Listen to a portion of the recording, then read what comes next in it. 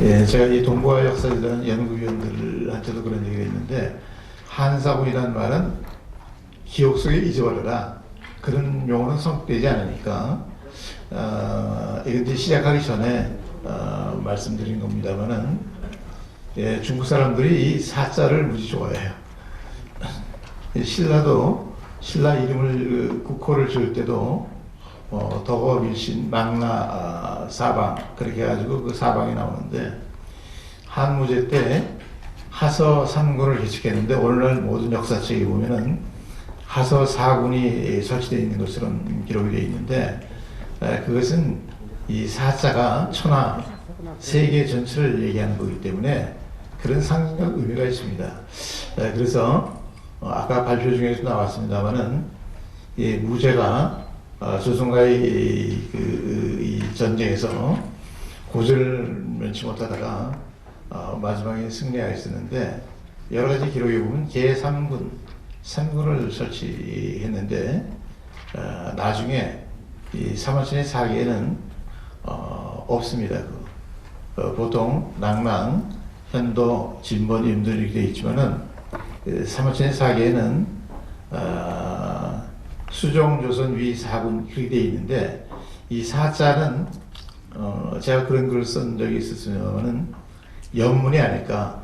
만약 정말 사군을 있었으면 그 명칭을 써야 되겠죠.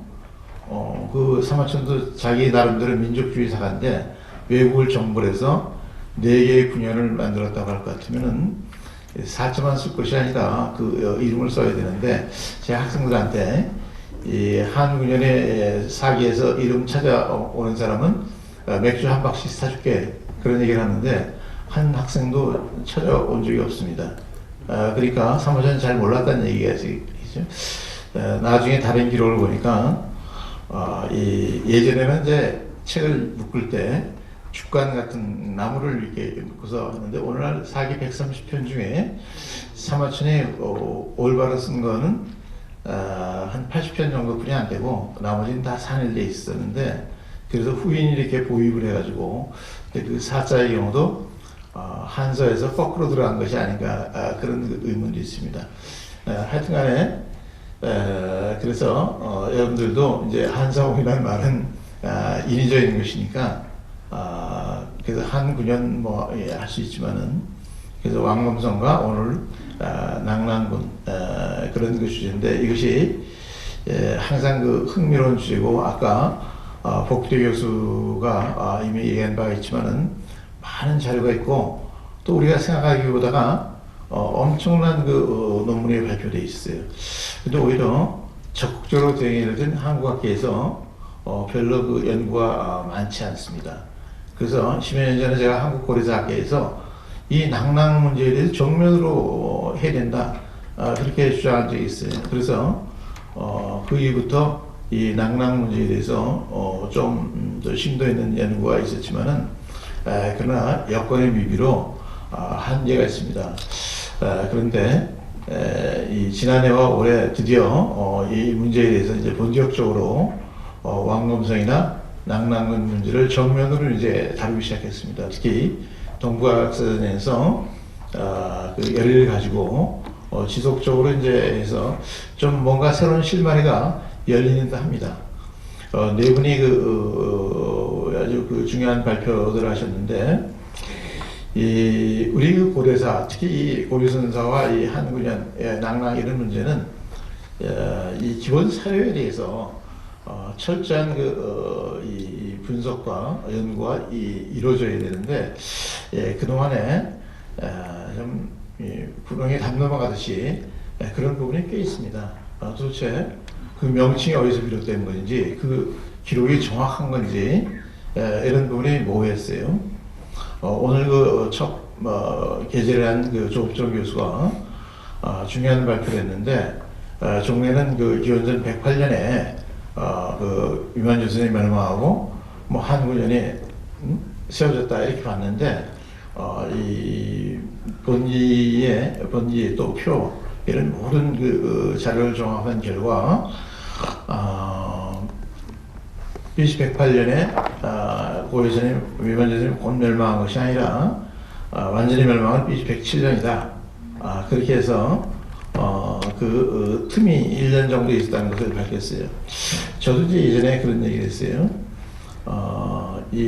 저는 낙랑군과 왕검성 위치를 동일하게 보지 않습니다. 물론 저는 이제 같은 평양 지역이라도 이 대동강 남쪽 일대가 낙랑군이 있다고 할 것 같으면은 왕검성이라는 것은 북쪽에 있지 않았을까, 대동강 북안에. 근데 이 요서 지역이나 요동 지역에 답사를 다녀보면은 참고 중국 사람들과 우리나라 사람들과 취향이 틀려서 우리는 산 기슭이나 배산이 인수한 그런 지역에다가 이 토를 잡고 있는데, 이 한쪽은 거기서 한창 내려간 평지에다 꼭 성을 쌓고 통지석을 쌓고 살더라고요. 이 차이가 있어요. 좌우지간에 이 고대사 사료에 있어 그 허점이 많은데, 그런 중에 이제 하나를 밝히신 겁니다.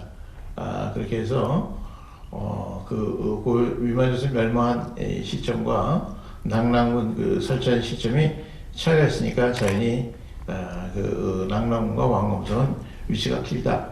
과거에는 왕검성의 경우 물론 요동설이 있고 뭐 평양에서 있었지만은 되게 그렇게 많은 생각을 하지 않았는데, 최근에는 왕검성 자체를 뭐 환인이라든지 또 뭐 번개라든지 또 얼마 전에 윤명철 교수는 해양 질서로 본 왕검성에서 요양으로 오늘 복귀대 교수가 요양을 많이 주목을 했는데 그렇게 본 분도 있습니다. 그리고 오늘 이 군사 작전 상으로 본 새로운 견해도 나왔는데, 하여튼간에 모든 가능성을 열어놓고 이 문헌사료, 고고학적 자료, 또 동아시아의 국제질서를 다 감안해서 우리가 입체적인 방법을 동원해서 연구를 해야 돼요. 실제로 아까 발표자들이 이미 소개했지만은 중국에서 가장 역점을 둔 것이 뭐 동북공정이 아닙니다. 하상주 단대공정이라든지 자기 고대사 탐험공정이라든지 이런 걸 하는데, 어느 정도의 학자를 동원하느냐? 수백 명의 학자를 동원합니다. 역사학자만 동원하는 것이 아니에요. 자연과학자, 뭐 생물학자, 뭐 여러 사람을 동원해가지고 자기 고대사의 분기, 우리 보통 이 간단하게 정리할 수 있는 부분들도 총동원해가지고 엄청난 돈을 해서 자기 역사의 계보를 만듭니다. 우리는 오늘 주제 왕검성 이런 부분은 하루 이틀 해가지고 될 문제가 아니에요. 다양한 연구자들이 또 남북한 학자들이 힘을 합쳐가지고 검토를 해봐야 됩니다. 그런 문제가 있죠. 그런 문제를 해서 오늘 두 분의 먼저 발표는 기존의 견해가 아니라 두 분 다 새로운 견해입니다. 다만 물론 이런 새로운 견해가 하루아침에 박수 칠 만한 그런 결론에 도달하기는 힘들 걸로 봐요. 우리 조업성 교수도 이미 10년 전에 그런 새로운 견해를 발표했지만 학계에서 정말 그럴까? 회의론이 많습니다. 그리고 또 군사학적으로 보면 오늘 중요한 얘기를 했는데, 박선생 같은 경우에 도저히 군사작전을 보면은 아니라고 하는 것인데, 실제로 제가 발표를 들으면서 4기의 한군의 이 위만조선 침공 계획을 다 실패했어요. 왜 실패했을까요? 오늘 발표자가 문제점으로 제시한 부분이 다 나옵니다. 수륙 양군의 합동작전이 다 안 됐어요. 원래 양복이 열구에서 기다렸다가 육군이 온 다음에 합동작전을 해야 될 텐데, 아무리 기다려도 안 오니까 혼자서 그냥 무모하게 돌진하다가 수군이 격파했어요. 근데 왜 안 하냐면은 박선생은 사료를 다 읽어보지 않으시는지는 모르겠는데, 원래 탁군에 결집했던 병력이 요동에 갈 때까지 요동에 병사가 또 있었습니다. 또 있었는데 움직이면 안 될 텐데, 절정단하고 하는 사람이 함부로 가다가 초전에 패전한 바람에 전화에 꼬였어요. 그래서 육군이 폐수에 걸려가지고 이 왕검성을 치러 못 왔습니다. 그래서 이 합동작전이 다 실패로 돌아갔어요. 오늘 그 문제점을 지적했던 분이 다 맞습니다. 그래서 실제로 이 사기를 쭉 읽어보면은 그 한군의 유난조선과의 전쟁은 90%가 한이 진 전쟁입니다. 계속 패전을 하고 그런 문제점들을 오늘 다 얘기해 준 셈이나 마찬가지예요. 이런 그 두 분의 얘기가 이 새로운 그 시각을 밝히는 그 지표가 된다면은 나중에 수분 고고학자들이 발표하는 것은 더 흥미를 불러일으켰습니다.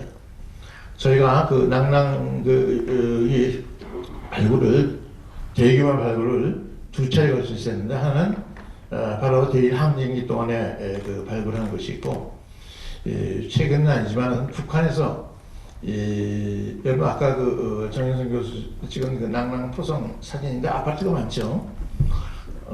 저도 그 지역에 가봤습니다. 우리가 강남에 아파트를 짓고 하니까 북쪽에서도 대동강 남쪽에다가 아파트를 쫙 짓는데 근데 엄청난 그 유물이 발견됐어요. 엄청난 유물이 발견돼가지고 토성이 다 잘려나가고 그러나 그 중에 중요한 그 부분은 그 아파트 집에 다 보고를 해놨어요. 제가 거기 다 들어가 봤는데 그 아파트 뒤에는 황무지는 마찬가지 지금도 우리하고 좀 다른데 자원시간 들어가는 과정에 대규모 발굴이 이루어졌는데 그 중에서 그 낭랑 목관 같은 것이 지금 평양의 조선중앙역사박물관 지하 수장고에 다 있습니다.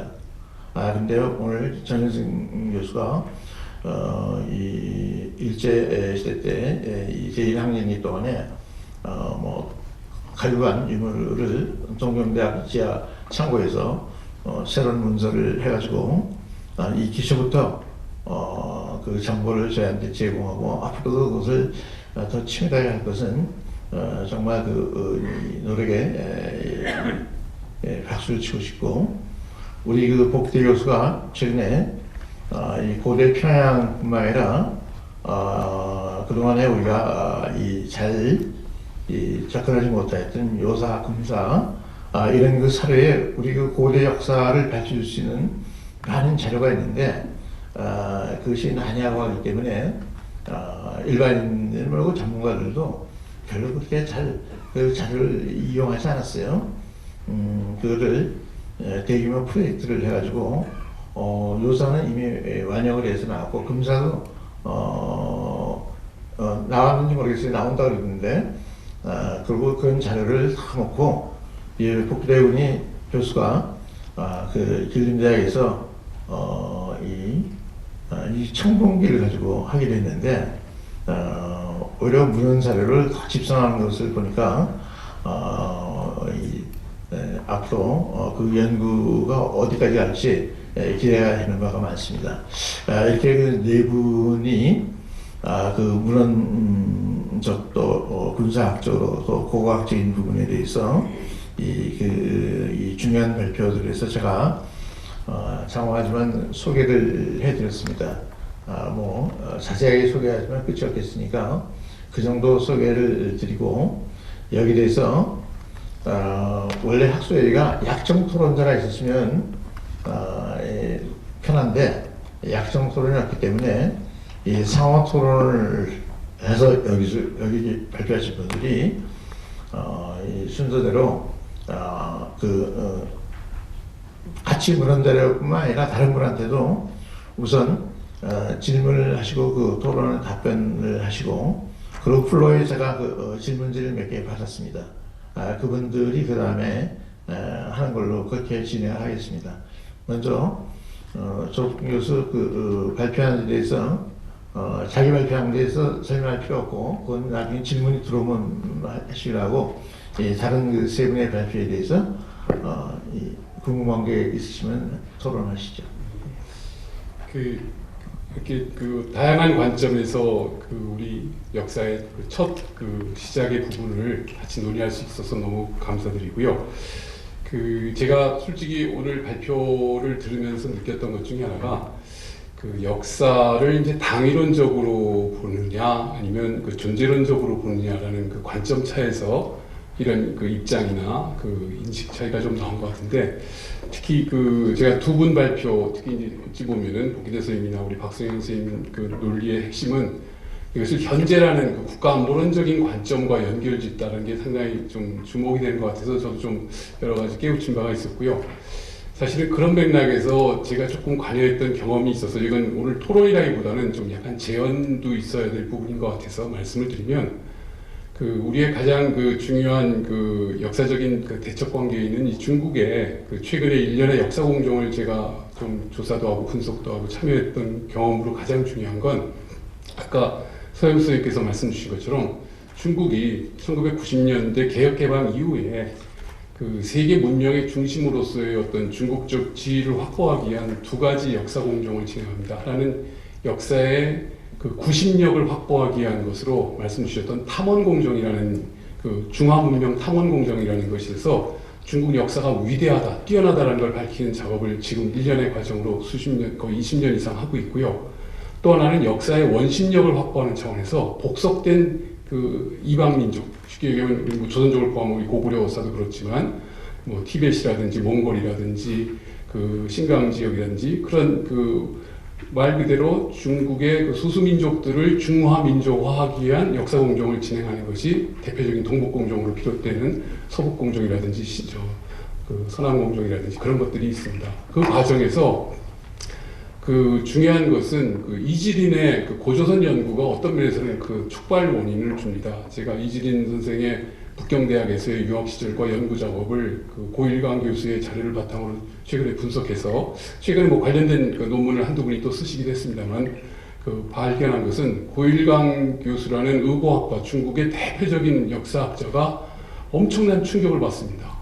저 별 볼 일 없을 것으로 생각됐던 북한이라는 데서 왔는 학자가 막 중국 고대사를 막 헤집어 버리고 자기들이 몰랐던 사실을 막 그 뒤집어 놓으니까 엄청 충격을 받고, 그 박사 논문을 안 주려고 했는데 어쩔 수 없이 줘야 되는 그 어떤 국가 간의 약속이기 때문에 주면서도 그 제자들이나 그 관련된 사람들 기록해 보면 저 북한 역사 스파이다, 저런 사람을 놔두면 어떻게 되냐 하면서 우려하다가 결국은 그것이 문역하고 그 맞물리면서 대응 과정이 좀 늦어졌다가 70년대 지나서 말쯤 80년대부터 본격적인 북한의 이 고조선 연구에 대한 엄청난 민족주의적 대응을 하게 됩니다. 그러면서 잘 아시는 것처럼 지금 북한의 그 역사 성과로 그 확보됐던 그 인식 체계가 그 중국에 의해서 엄청 지금 대응 논리로 고조선 연구가 특히 기자조선 중심으로 진행되고 있습니다. 저는 지금 제일 우려가 되는 것이 중국의 고조선 연구에 대한 우리 학계의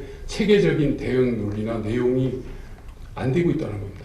그리고 사실은 어떤 면에서 보면은 그 중국의 이런 그 탐원, 중화문명 탐원 공정이나 동북 공정 등 이런 그 역사 구심력과 역사 원심력 확대하기 위한 이 두 역사 축의 연구에 자극제가 됐던 것 중에 하나가 또 북한이 그 주장하고 있는 대동강 문화 논리입니다. 잘 아시는 것처럼 고조선을 중심으로 평양에서 세계 5대 문명권이라는 어찌 보면은 좀 약간은 기가 좀 넘어가는 그런 얘기를 하면서 그 민족주의 의식을 상고사에 투영을 했는데, 그게 이제 일련의 과정이 지금 일본에서도 일부 나타나고 있는 것이 우국주의적인 그런 그 모습의 선사문화적인 양상이 가장 대표적인 게 일본의 야요이 문화, 일본의 문명화의 어떤 토대 문화가 야요이 문화인데, 과거의 역사 논리라면 한국에서 한반도에서 건너간 금속 문화에 의해서 일본의 야요이 문화가 만들어졌다는데, 지금은 그 연대를 기원전 3, 4세기였던 걸 기원전 10세기로 올리면서 그 조몽 주체론, 일본의 자체 신석기 문화인 조몽 문화에 의해서 스스로 야요이 문화가 만들어졌다면서 비슷한 시기 2000년을 전후한 시점에 일본에서의 이런 조몽 주체론에 의한 야요이 문화 제에서 말씀드렸던 북한에서의 어떤 대동강 문화론의 어떤 발흥, 그리고 중국에서의 중화민명 탐원공정, 그래서 동북아의 삼국이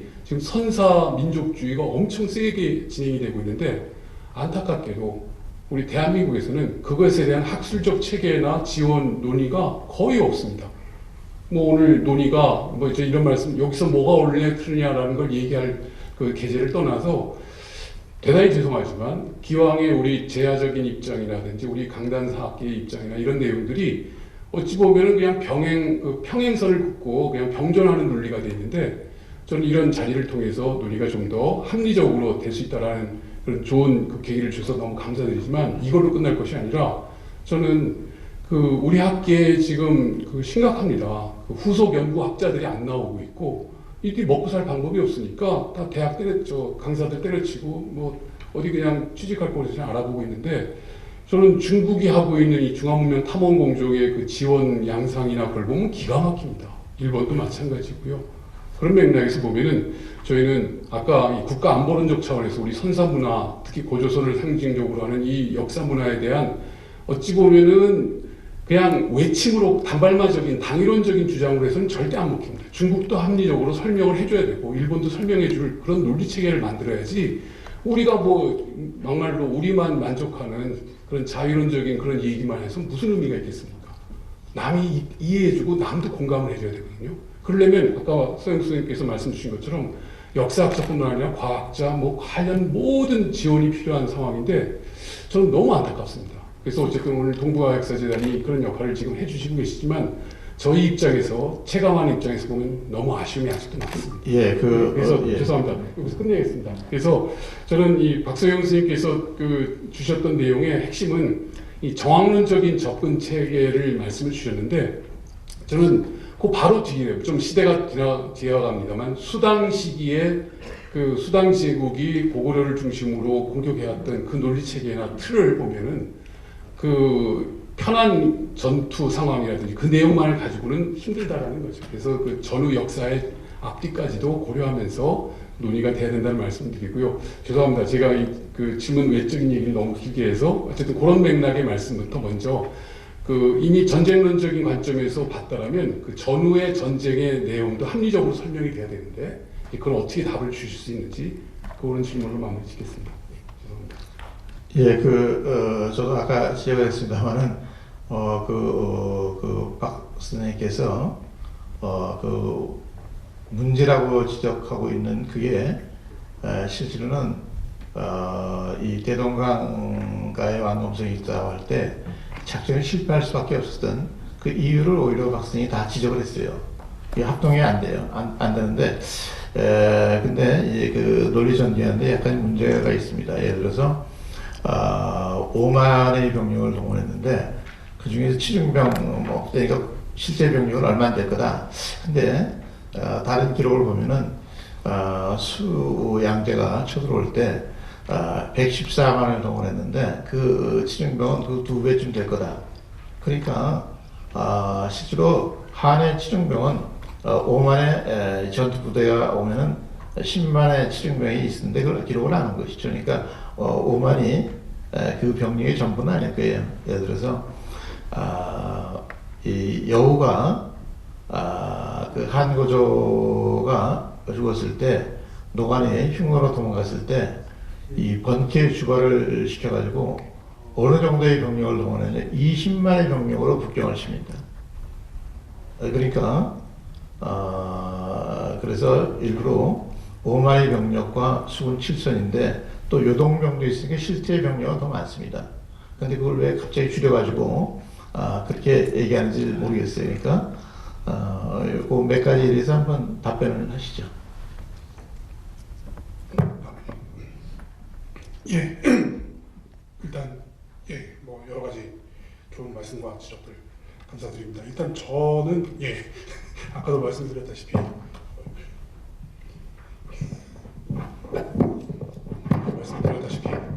약간 국제 정치적인 관점, 특히 이제 군사 전략적인 관점에서 이제 말씀을 드렸는데 일단 그 서영수 교수님께서 말씀해 주신 부분은 지금 책자에는 어디 있는지 모르겠는데 그러니까 저희 그 지금 9에서 10페이지 사기 조선열전에 나타난 한나라 육군 공격 루트 분석이라는 파트에 그 사기의 기록을 일단 논문 쪽에서 실어놨습니다. 그래서 말씀하셨던 이제 폐수 문제라든지 이런 것들이 나오게 되는데 일단 폐수를 뭐 한반도 내로 지정하게 된다면 예를 들면 대동강이나 청천강으로 지정한다라고 한다면 어쨌든 적의 중심, 그러니까 우리 중심에서 가까운 쪽에서 적을 맞지는 않을 겁니다. 모든 전력을 집중을 해서 분명히 전에 그 상대방 군사력을 프릭션 마찰을 통해서 감소시키기 위한 일종의 차단전이 들어갈 텐데 그 차단전에 대한 기록이 없습니다. 패수를 제외하고는. 그러니까 패수는 우리의 중심에서 굉장히 가까운 지역이기 때문에 여기서 일단 패배를 하게 된다면 우리의 전력이 그러니까 우리의 중심이 바로 위협에 미치기 때문에 위협에 직면을 하기 때문에 분명히 그 전에 다른 지역에서 분명히 그러니까 유만조선 입장에서 본다면 유만조선 입장에서 방어하기 유리한 일종 거점에서 분명히 몇 번의 일단 인터딕션 워페어가 존재를 했을 텐데 이 부분이 기록에 안 나왔다라는 거에 일단 착안을 했었습니다. 그것도 하나의 논리였고요. 그 다음에 지적해주신 그 후의 전쟁과 관련해서 뭐 수당이라든지 이런 전쟁과 관련해서 아까 말씀드렸지만 공격 루트가 굉장히 길다라면 적의 위협에 노출될 가능성이 높아지고 이를 만회하기 위해서는 보다 충분한 아마 전력을 가지고 가지 않았을까 싶은 생각을 했었습니다. 근데 사실 전투병 5만에다가 플러스를 시킨다라고 하더라도 사실 적의 중심을 공격하기 위해서는 5만이 그렇게 많은 병력은 아닐 것으로 생각을 합니다. 왜냐하면 보통 전투력 측정이라든지 뭐 란치스타 방정식이라든지 그 다음에 어떤 그 전쟁사 쪽에서 경험론 쪽으로 본다면 사실 공격 측이 수비 측보다 최소한 3배의 많은 병력은 가지고 들어가야 한다라고 얘기를 합니다. 근데 우거가 그 협상 과정에서 그 병력 일부를 데리고 갔을 때 만 명의 전투병의 퇴가가 10,000명의 전투병과 관련해서 비무장을 요구를 하게 됩니다. 그렇다면 모든 전투병력을 가지고 협상을 가지는 않겠죠. 분명히 어떤 만약을 대비해서 성안에도 분명히 정예명이 남아 있을 거고요. 그렇게 본다라면 5만의 전투병은 사실 그렇게 큰 적의 중심을 공격하는 데 있어서 큰 병력이라고 그 당시에 보기 압도적인 병력이라고는 보기 조금 전쟁사 쪽으로 본다라면 조금 어렵지 않나라는 견해를 가지고 있었습니다. 그래서 그 이후에 어떤 전쟁, 수당 전쟁이나 이런 걸 본다라면 아시겠지만 압도적인 병력수로 들어가게 됩니다. 그래서 이런 부분에서 착안을 해서 어떤 좀 그 전쟁이나 전술 어떤 전략적 논리에 기반을 해서 논문의 논지를 폈는데 아무래도 부족한 부분이 있습니다. 사실 이게 시작이고요. 그 다음에 제 개인적인 생각으로는 이런 부분이 있습니다. 사실 국가 전략 대 군사 전략을 놓고 본다라면 무조건 국가 전략이 우선입니다. 만약에 무죄가 우긴다라면 갈 수도 있는데 또 이제 그거는 역사에 기록되지 않았기 때문에 모르겠지만 한 나라 군사 수뇌부와 만약에 무죄가 이런 불리함에도 불구하고 공격을 감행을 한다라고 한다라면 한 나라 어떤 기록 내부에서 좀 이런 부분이 아마 조금 어떤 기록으로 문헌 기록으로 남아 있을 텐데 이런 부분이 없는 걸로 저희가 알고 이거를 이 논리를 채택을 했었기 때문에 좋습니다. 하여튼 새로운 시각에서 보는 건 이제 저도 처음에 소개해드린 바가 있는데 다만 이제 사료상 보면은 원래 요동족이 한 군이 장악한 지역입니다. 그러다가 염초론에 의하면은 그 흉노가 등장하면서 그 한고조가 백등산에서 흉노한테 이 포로가 될 뻔했어요. 약세에 있어서 그런 그 틈새에 이 조선이 압록강을 넘어서 요동의 동부 지역을 탈환합니다. 그게 염초론에는 비호편에 조선, 유여, 겁, 연지, 동지 이렇게 사료가 나옵니다. 그래서 이 1300까지 그 폐수 저는 소요수로 옵니다만 오늘날 포나죠. 그 동쪽 땅을 이제 뺐으니까 폐수가 이제 그러니까 이런 그 상황이기 때문에 그래서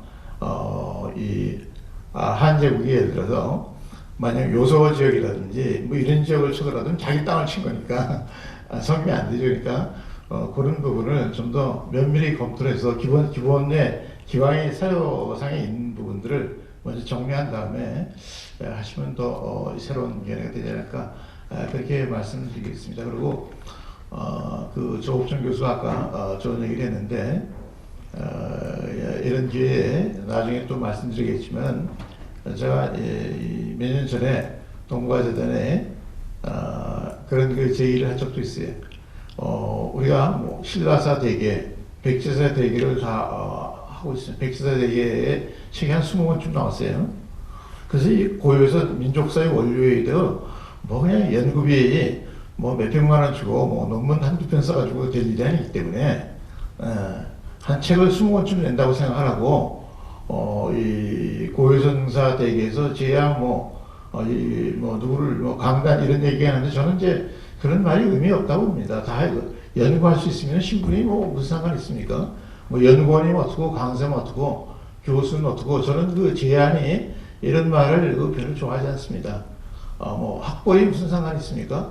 다만 연구 능력이 있냐 없냐 그건 이제 그 연구 실적을 받아가지고 해야지. 그래서 할 수 있으면 모든 사람을 동원해가지고 미사일 고자 다 해서 고윤사도 백제사 대계나 신라사 대계 이런 좀 지방자치단체가 있어 잘 되는데 이 고유선은 국민들 관심은 많지만은 뭐 고유선 후회라고 생각하는 사람은 없잖아요. 그러니까 돈 대줄 데가 없어요.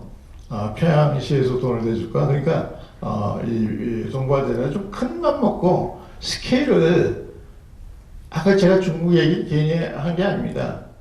좀 버금이라도 가야지. 그래서 오히려 좀 더 스케일 크게 우리 그 복기대 교수도 지금 고공분투 하는데 뭐 몇십억 몇백억 들여가지고 고유사 대의해가지고 모든 자료집 도판 연구 논문 해가지고 한번 해보는 거죠. 그러고 나서 뭐가 부족하든지 이렇게 얘기이지 찔끔찔끔 해가지고는 뭐 해결이 안 될 것 같습니다. 그런 얘기를 드리려고 얘기했습니다. 예, 그 두 분 말씀 잘 들었고 흥미가 더 있는 부분이 이 고고학적인 부분일 것 같아서 정현선 교수 쪽으로 화제를 돌리겠습니다. 정현선 교수 아까 못한 말 있으시면 또 좀 더 하시고 이 상대 그 복희대 교수가 고고학적인 얘기는 거의 안 했지만은 질문 있으시면 질문도 하시고. 예, 박승용 선생님 괜찮습니까? 예, 정현승입니다. 일단 아까 발표를 할 때 제가 이야기를 마저 못했습니다만은 이런 최근에 그간의 낭랑을 포함하는 한사군이나 고조선과 관련된 이런 비판적인 이런 논의들이 사실은 저 개인적으로 봐서는 연구자 정인성으로 봐서는 정말 크게 도움된 측면이 있습니다. 아까 제가 발표를 했습니다만 목간이라든지 이런 자료들은 기본적으로 고고학하고는 약간 이제 거리가 있는 이런 자리라고 생각하고 제가 그 출토 그 내용이나 이런 것들을 꼼꼼하게 들여다볼 생각을 사실은 하지 않았었거든요. 더 급한 과제가 있다고 생각을 했던 것이죠. 토기 연구다, 청동기 연구다, 실제로 그렇게 했었고요. 그런데 이런 낭랑군에 대한 이런 본격적인 이제 비판이 있으므로 해서 제가 이런 낭랑 목간을 포함해서 이런 낭랑군 평양시를 이끈 자료들을 다시 한번 비판적으로 더 꼼꼼하게 돌아보게 만든 그런 계기를 마련해 주신 것 같습니다. 그런 측면에서는 정말 긍정적인 부분이 있지 않는가 하는 생각을 합니다. 그럼에도 불구하고 오늘 이런 토론회 흥행을 위해서 아마 똑같이 이제 고고학 관련해서 이제 복희대 선생님께서 말씀하셨기 때문에 몇 가지 질문을 좀 드려볼까라는 생각들을 합니다.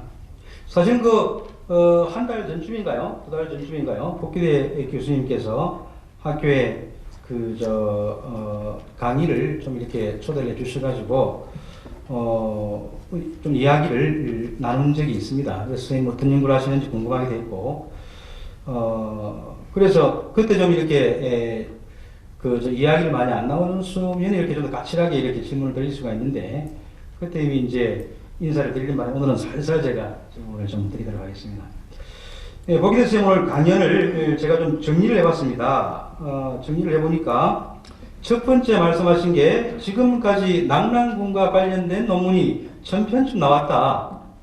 이렇게 단일 장르로 많은 논문이 나온 경우가 있는가라는 말씀하시면서 사실은 이게 당대 중국의 행정부이기 때문에 중국의 낭랑군 혹은 한사군 관련된 자료들이 훨씬 많을 것이다 라는 이야기를 하시고 그 다음 이야기가 그렇다면 이 낙랑군 연구는 당연히 이제 문헌사 위주의 연구가 되어야 되는데 이게 고고학적인 어프로치가 이게 웬 말이냐라는 말씀하셨습니다. 그러셨 선생님? 예, 그렇게 제가 드렸습니다. 반박을 하시고요 나중에. 그런데 사실은 문헌사 위주 웃는 고고학 웃는 이런 것들이 아니라 제가 이해하기로는 제가 지난번 토론회에도 제가 나왔습니다. 정인성이. 그 다음에 오늘도 제가 나왔습니다만은 사실 대한민국에 낙랑을 고고학으로 공부하는 사람은 감히 이야기하건 저 한 사람밖에 없습니다. 저 한 사람밖에. 이게 무슨 말인가 하니 사실은 대개의 낙랑군을 연구한 분들은 고고학 자료를 끌어쓰는 분들이 많지만 그 학문적인 베이스는 문헌사라는 거죠. 그러니까. 저는 문헌사와 고고학을 특정 주제를 연구하는 내 역사를 완전히 나누어서 고고학 위, 문헌사 위에 의미가 없다고 생각합니다만 어쨌거나 이제 사실 확인을 한다면 우리 학계에서도 압도적으로 이제 문헌사 베이스에 사실은 연구자가 많고요. 이 낙랑군 연구가 논문 1000편이라 그러는데 사실은 연구 역사가 100년이 넘었습니다. 그러니까. 문헌사로 수많은 토론들을 하고 연구를 했지만 아직까지 결론이 난 게 아닙니다. 이게 지금만 그럴까요? 아까 이야기했지만 일제강점기에 1930년도에 발굴을 했죠. 그 발굴 이유가 역시 문헌사로 접근을 해서 해결하려고 하니까 결론이 안 나오는 겁니다. 고고학적으로 발굴을 해서 거기에 좀 더 실증적인 혹은 물건으로서의 이 증거가 나왔으면 좋겠다. 이런 일념으로 발굴을 한 거예요. 그러니까. 한편으로 정말 이런 첨예한 문제에서 문헌사와 고고학은 이런 상보적인 관계에 있다고 생각합니다. 일본에서도요. 전업적으로 고고학으로 낙랑군 연구를 하는 사람들은 타니시 정도밖에 없고요. 이 도쿄 국립학원의 부관장을 하고 계신데 곧 은퇴하신다고 합니다. 그 외에는 나머지는 전부 다 문헌사 본위에 그 다음에 고고학기 자료를 이렇게 참고하는 그런 수준입니다. 그래서 사실은 제가 오히려 드리고 싶은 말씀들은 여기 자료를 보여드렸습니다만 이 소위 낙랑군 문제 문헌사로만 이렇게 해서는 절대로 이렇게 앞으로 아까 말씀하신 것처럼 100년 더 연구를 해도 마무리가 될 수가 없습니다. 그러니까. 이미 1935년도에 발굴된 도쿄대학에 있는 이 자료들을 우리 눈으로 좀 더 치밀하게 연구를 하고 거기에서 나름 진전된 결론을 내고 문헌사와 토론을 하고 이런 접근이 아니면 의미 있는 진전이 없다고 생각을 한다는 거죠. 분리해서 생각할 수 없습니다. 상보적이어야 됩니다. 오히려 고고학적인 연구를 더 해야 되는 것들이죠. 그 다음에 이제 세키노 말씀을 하셨습니다. 하시면서 도리와의 사실은 논쟁이 있다. 라고 말하면서 최근에 일본, 중국 학자들을 만나보니까 야 대련 쪽에 있는 자료들을 일제시대에 일본 사람이 발굴을 했다는데 이게 어디 갔노? 이런 이야기를 했더니만 중국과 일본이 사실은 그 내용들을 잘 모르더라고 하면서 정리를 도리 말씀하셨는데 이건 제가 이야기로는 사실은 도리가 여기서 발굴을 한 것들은 그 시작이 1905년이 아니고 1895년 청일전쟁 직후라고 생각되고 또 하나 유물을 만출시킨 주체는 도리가 아니고 교토제국대학의 하마다가 이끌었던 교토대학 출신들이거죠. 중심이었고 이게 동아고고학과를 결성해가지고 이 사람들이 유물들을 교토대학으로 만출시켰죠. 도쿄대학 박물관에요. 요양지역에 유물들이 많이 있습니다. 이것들을 가져온 사람들은 사실은 도리류조나 이런 사람들이 아니고 사실은 동아고고학회라는 그렇죠? 이런 독특한 단체가 있다는 거 이런 것들을 좀 말씀을 드려놓고 싶은데 일단 두 가지만 할까요? 계속 있습니다만 이야기하십시오. 정 교수님께서 말씀해 주신 것 그 두 가지라고 말씀을 하셨는데 두 가지 먼저 말씀드리겠습니다. 제가 아까 분명히 말씀드렸을 때 그 역사 연구에 있어서 고고학이 전체가 그 고고학 주도가 되어야 되는 부분이 있고 문헌학이 주도가 되는 부분이 있다라고 말씀드렸습니다. 그러면은 그 한사군 문제는 BC 108년이라는 그 문헌 기록부터 시작을 하기 때문에 계속 문헌 기록 반복이 되거든요. 그렇기 때문에 문헌 연구에 대한 기록을 그걸 먼저 해놓고 나서 고고학적인 자료를 활용해야 된다고 했습니다. 저는 그 시대에 안 살아본 사람입니다. BC 108년 안 살아본 사람이기 때문에 BC 108년을 연구하려고 그러면은 문헌 기록을 다 봐야 되는 겁니다. 그렇기 때문에 일단은 문헌 기록이 있다 한다고 하면은 그 기록을 먼저 활용을 해야 되는 거고, 그 다음에 국어학 자료를 활용하자고 말씀드린 겁니다. 또 하나 거기서 이제 아까 한사군이라는 얘기를 말씀드렸는데, 우리나라에서 낭랑군이라든지 그런 서영수 교수님께서 한사군이라는 말이 부적절하다는 말씀하셨는데, 어쨌든 간에 많이 사용되는 말인데, 한사군은 이게 분명히 중국의 행정구역임에도 불구하고 이게 한국사처럼 연구가 돼요. 그래서 나중에 한국사 한사군 연구하시는 분들 보고 제가 가끔 물어봅니다. 한국사 하시는 거예요? 중국사 하시는 거예요? 한사군은 분명히 중국의 행정구역입니다. 그럼 중국사 연구가 되는 거죠. 근데 자기들은 한국사 연구를 한다고 그래요. 그럼 안 되는 거죠. 저는 그렇게 생각을 합니다. 간혹 이제 조금 더 설명을 덧붙여 드린다 그러면은, 한사군이라는 낭랑군이 됐던 현동군이 됐던 그런 행정구역을 설치하는 거는 중국의 조세권이 미쳤다는 얘기가 되는 겁니다. 태수가 있고 관공서가 있었다 그러면 중국 행정구역으로 조세권이 미쳤다고 본다 그러면 중국 역사지 한국 역사는 아닙니다. 네, 그리고 조금 더, 예.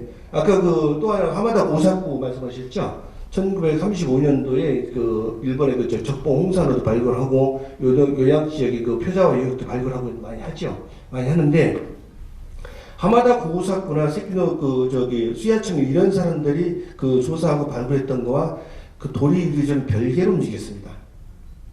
제가 제 박사학위 논문이 요서지역의 청동기 시대문화 연구인데요. 요서지역의 청동기 시대문화 연구의 기반을 하마다 고사구라는 교토 대학의 교수들이 발굴했던 적봉 홍산호가 기반이 돼서 시작이 된 거거든요. 그런데 그 사람들이 연구했던 거와 도리 류저는 굉장히 별개로 움직였습니다.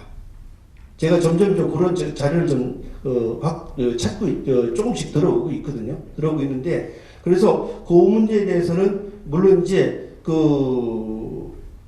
전체적인 맥락에서 보면은 하마다 고사구나 그 사람들은 공식적 의무를 반출한 것 같고, 관동군 사령부를 통해서. 그런데 이제 그 이전에 1904년, 1905년 이전에 돌아갔던 흔적들은 좀 다른 것 같이 이렇게 보입니다. 그래서 그런 문제는 조금씩 우리가 더 검토를 해봐야 될 것 같은 그런 생각이고, 아까 제가 말씀드렸던 얘기는 일본학자, 중국학자가 했었는데, 분명히 일본학자하고 중국학자가 저한테 분명히 한 얘기입니다. 그 얘기는 사석에서 술 먹다 온 얘기이기 때문에 그런데, 그러니까 이제 술 먹고 하던 그런 얘기를 좀 했었는데, 저도 왜 그런 얘기를 물어봤냐면은, 대련 지역 조사를 하는 과정에서 의문이 가서 물어봤던 그런 얘기인데, 일본에서는 이제 그런 얘기가 나왔고, 중국에서도 그런 얘기가 나왔던 거죠. 예, 두 분의 얘기가. 제가 이야기 조금 더 하시죠. 좀 기회 주시겠습니까? 예.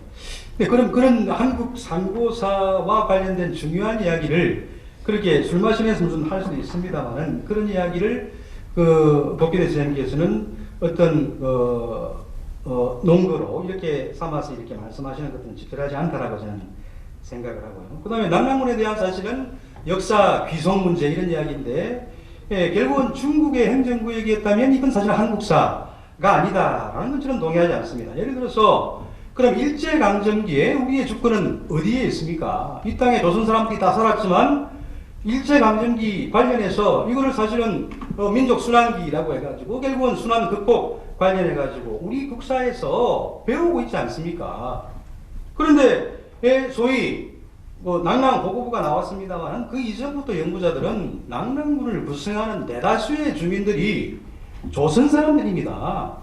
80%가 가까운 사람들이 조선 사람들인데 이걸 사실은 한국사의 사실은 범주가 아니다 이런 말씀하시는 것들은 사실은 바르지 않다라는 생각을 하고요. 제가 드리고 싶은 말씀은 오늘 법교수님 이야기 듣고 공부가 많이 되었습니다만 낭랑군을 말씀하시러 나왔는데 오늘 제가 다 말씀 못 드리겠습니다만은 10가지 정도를 말씀하셨는데 낭랑군 연구와 관련된 위치 지정이라든지 등등해서 연구를 진전시킬 수 있는 그런 확실한 어떤 자료에 입구한 그런 이야기가 어떤 게 있는지 그런 말씀을 한번 드리고 싶고, 예를 들어서 그럼 앞으로 어떤 자료가 나와야 낭랑군이 평양에 있었다라는 것들을 사실은 연구자로서 이렇게 받아들일 수 있는지. 마지막으로 그렇다면 선생님이 최근에 연구하시는 고구려의 강력이 만주를 아우른다라고 이야기하는데 사실 한번 물어보겠습니다. 제가 고구려가 한반도에 이렇게 한정되지 않고 만주까지 영역을 이렇게 넓히고 있다. 그 증거가 어디 있죠?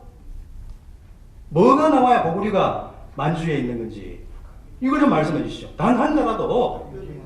예.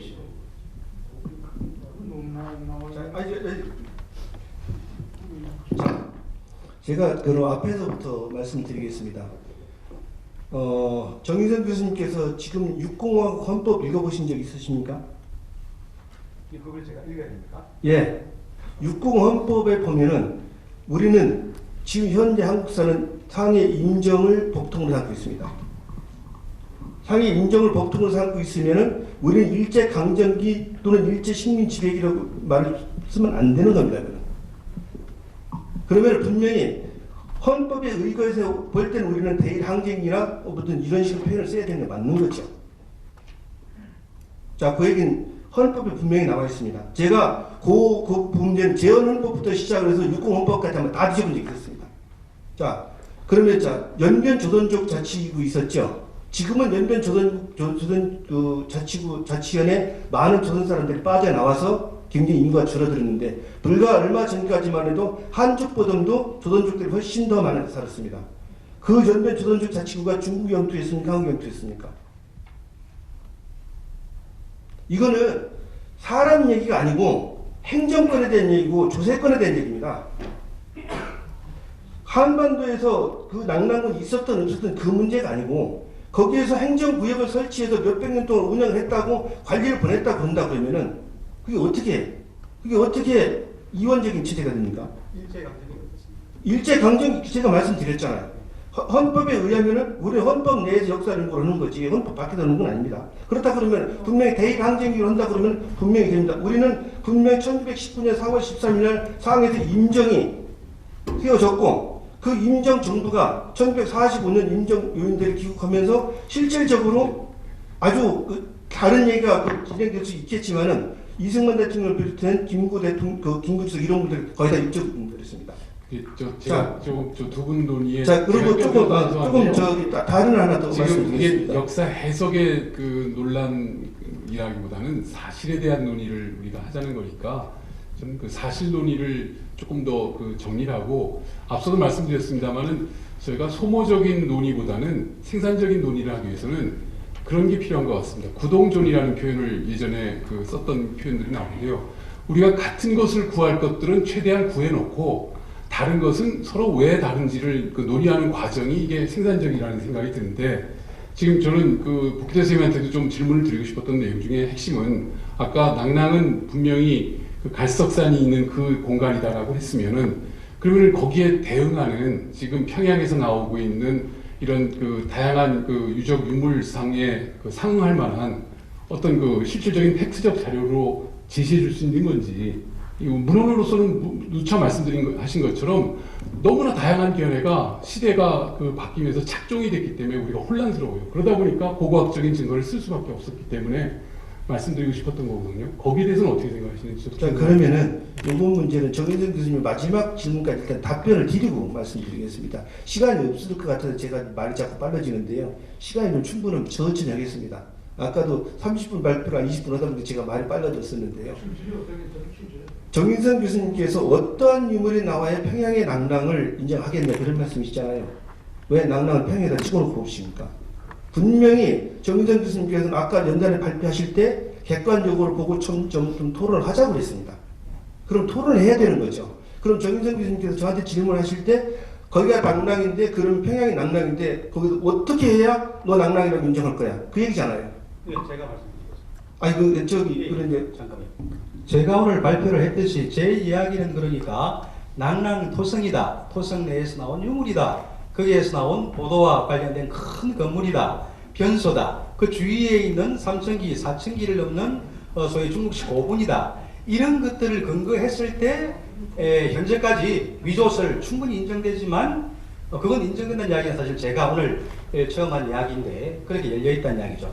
이렇기 때문에 아직까지 소위 고고학적인 증거는 평양이 많다 이런 이야기고요.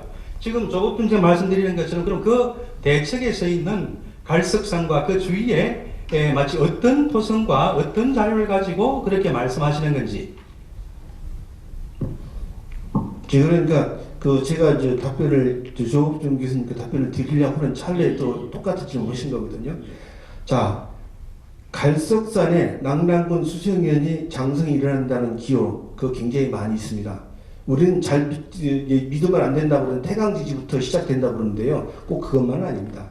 다른 이력도 충분히 있습니다. 그런데 제가 적어도 갈석산부터 시작을 해서 중국 심양이 유화 중간까지 참 많이 조사를 해보고 답사를 해봤습니다. 해봤는데요. 실제 평양 지역 그쪽보다 훨씬 더 많은 유물적들이 있습니다. 훨씬 많습니다. 예를 들어서 여러분들 강묘석이라고 가보셨을 겁니다. 산해관 바로 그래서 동쪽으로 한 10km 정도 지점이요. 강묘석 유적지 뒤에 가면은 한 30만 평짜리 유적들이 그대로 있습니다. 몇십만 평짜리 유적들이요. 또 하북성 가면은요. 하북성 가서 진왕도 원절이 그 뒤로 가면 굉장히 많습니다. 또한 여기 그 요명성 조양시에 그 인근 금주시 일대에 굉장히 많습니다. 요번에 요명성에서 중국 전체적에서 유문유적 조사를 다시 하거든요. 요번에 4차가 될 겁니다. 4차가 되는데 그 지금 한 것 바탕으로 시작을 하는데 제가 들은 얘기입니다만은 또 이제 술자리에서 얘기했다고 뭐라 하실 것 같은데 그런 거 술자리에서 얘기했지 아직 보고 다녀왔으니까요. 굉장히 많이 나온답니다.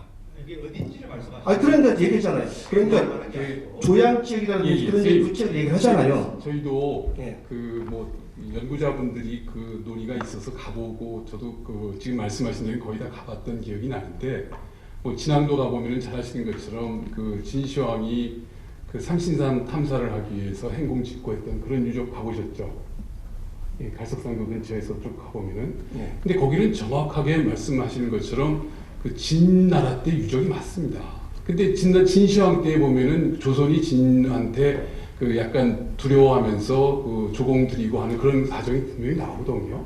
근데 그 유적을 지금 말씀하신다면 대단히 죄송하지만 저희가 연구하고 저희가 논의한 것이 저희끼리 만족하는 걸로 끝나면 아무 의미가 없습니다. 중국 사람도 이해가 되고 일본 사람도 이해가 돼야 이 보편사적인 정당성을 가지고 우리가 동아시아의 역사 어떤 주도권을 장악할 수 있지. 나 잘났다고 아무리 한들 다 학계에서 이해할 수 있는 우리 학계에서 중국 학계한테 예. 낙랑 문제에 대해서 문헌적인 거 차곡차곡 들이대서 일본 학계한테 해본 적 있으세요?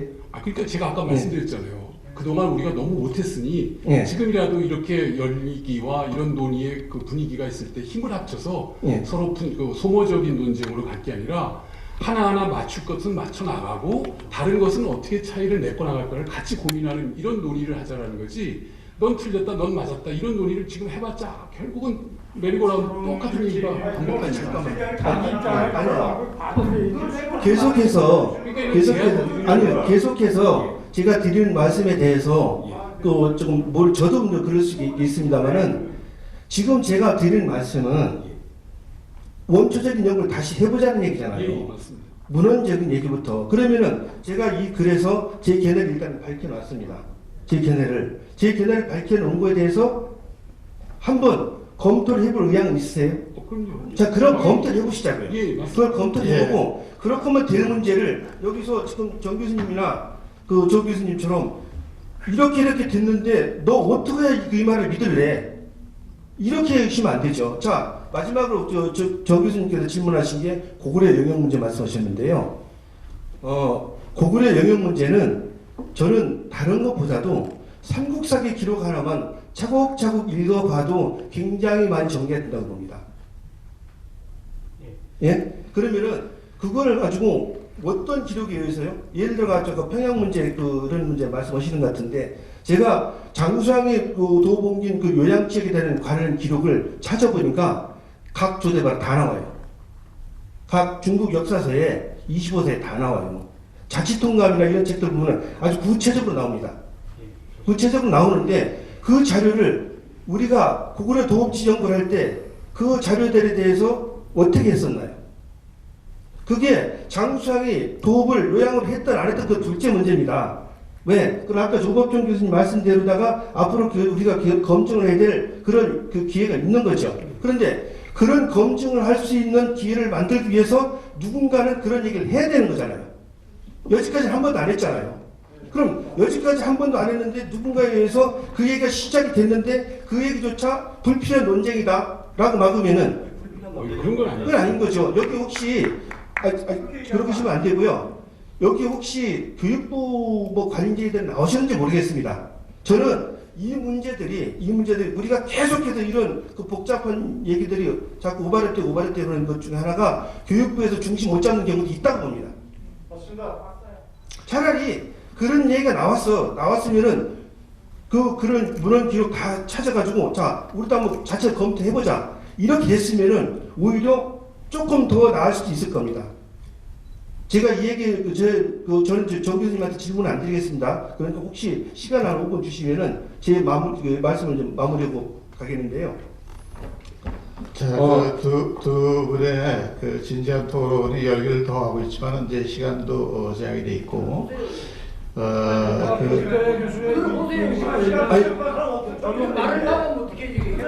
아니 잠깐만요. 제가 두 가지만 말씀드리고 저는 그 질문을 안 할 테니까요. 예. 제가 1991년도에 중국 유학을 갔습니다. 1991년도에 중국 유학 가서 2000년도까지 2000년도 그때 제가 들어왔는데요. 그 안에 이제 중국에서 소위 말하는 동북공정 뭐 이런 게 다 이제 진행이 됐죠. 제가 옆에서 지켜본 사람입니다. 저희 선생님들 다 오셨거든요. 가만히 지켜봤습니다. 지켜보고 뭐 여러 가지 문건도 보고 많이 했죠. 그리고 그런 상황을 딱 한 번 공개해보고 그 뒤로는 안 했습니다. 앞으로도 뭐 쉽게 할 것 같지는 않은데 그때 본 거로 봐서는 중국에서 그때 기획한 거로 봐서 큰 차이 없이 지금 진행을 하고 있습니다. 약간 변화는 있습니다. 그런데 그런 부분들에 대해서 우리가 어떻게 대처했는지 그때 이걸 어떻게 대처해야 된다고 좀 얘기를 한 적이 있었어요. 그런데 그 뒤로는 뭐 대체는 그것도 이렇게 표면적인 시스템은 구축이 됐는데 그 내부적인 문제는 진행된 것 같지 않고 또 하나는 여기 우리 플로어에 계신 분들한테 조금 이제 이해를 드리기 위해서 말씀드린 건데 아까 우리 정부에서 투자 문제 이런 학문에 투자 문제 이런 말씀을 많이 하셨는데 투자가 적다는데 제가 중국에서 공부를 하고 지금도 중국 사람들이랑 오우렁도우렁에서 제가 먹고 사는 사람인데요. 실제 역사 연구비에 관해서 적어도 만주 지역 역사 연구비에 관해서는 한국이 중국보다 월등히 많이 있습니다. 월등히 많이 있습니다. 저는 그거를 확실하게 얘기할 수가 있습니다. 그런데 이거는 우리 학계에서도 조금은 이제 다시 돌아봐야 되는 상황이라고 봅니다. 그러면은 우리 정부가 분명히 전 돈이 없다고 생각을 안 합니다. 돈이 있을 겁니다. 있으면은 그 돈을 어떻게 활용해서 우리가 어떻게 국가에서 필요한 연구를 할 것인지 아니면 미래를 위해서 필요한 연구를 할 것인지 그게 국가에서 돈을 어떻게 투자할 것인지와 직결된다고 생각을 합니다. 학문은 학자는 정치가 아닙니다. 그 학자는 있는 대로만 내놓으면 되는 겁니다. 그 있는 결과를 정치가 어떻게 해먹든 행정하든 어떻게든 그건 알 바가 아닙니다. 그러면은 우리가 그 많은 돈을 투자하고 뭐 그만 뭘 했다고 했을 때 거기에 대해서 분명 우리는 어떤 것인지는 모르지만은 거기에 대한 결과를 내놔서 된다고 생각합니다. 제가 이 말씀 드리는 건 훌륭하 계신 분들이 정부의 입장을 간혹 좀 오해하시고 굉장히 정부를 뭐 질타하고 그러시는 경우도 있는 것 같은데 전혀 그런 건 아니라고 봅니다. 비근은 얘가 동부화재단 같은 우리 역사연구 재단이 있다는 자체 그 자체 하나만으로도 우리가 우리 정부에서 우리 역사연구에 돈을 얼마나 투자하는지를 알려주는 겁니다. 이상입니다. 아니 그러니까 그거는 제가 하는 게 아니고 제가 하고 싶은 말씀 드리는 겁니다. 질문하실 분은 이 질문 요지를 제출하시고 지금 그 두 분의 토론에 정리하면은 하여튼 낭낭문 연구하는데 두 가지 문제가 있습니다. 하나는 문헌 자료에 대해서 철저히 발췌해서 실제로 낭낭원계 자료가 겹치는 게 많지만은 오리지널 자료는 그렇게 많지 않습니다. 근데 왜냐하면 후대에 처음에 자료가 한번 나오고 그 다음 자료는 계속 덧붙이는 거기 때문에 하여튼 그런 자료를 사고전서라든지 이런 데다 뽑으면 꽤 양이 많습니다. 동부아재단 같은 경우에도 이 고유선 단군 뭐 그런 자료를 다 뽑은 게 있습니다. 다만 세밀한 역주가 되어 있지 않습니다. 그리고 인하대학 같은 경우도 예맥 자료를 해서 역주를 했습니다. 그것도 물론 사고전서 전체에서 뽑은 건데 그것도 이제 겹치는 부분이 많이 있기 때문에 그런 그 자료에 대해서 아마 그 낭랑 관계는 뭐 정확한 비율을 따질 수는 없지만은 후대의 주석 자료를 포함시키면은 한 6대4 정도 됩니다. 6은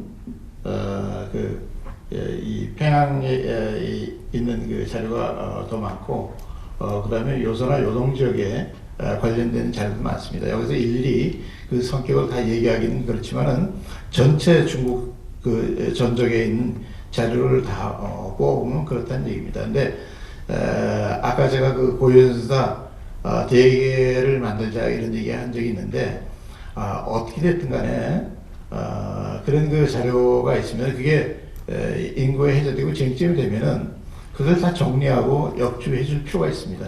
근데 개인이 하기는 좀 곤란하죠. 그리고 이제 고각적 자료의 경우는 지금 두 번에 걸쳐서 평양에 대규모 발굴을 했죠.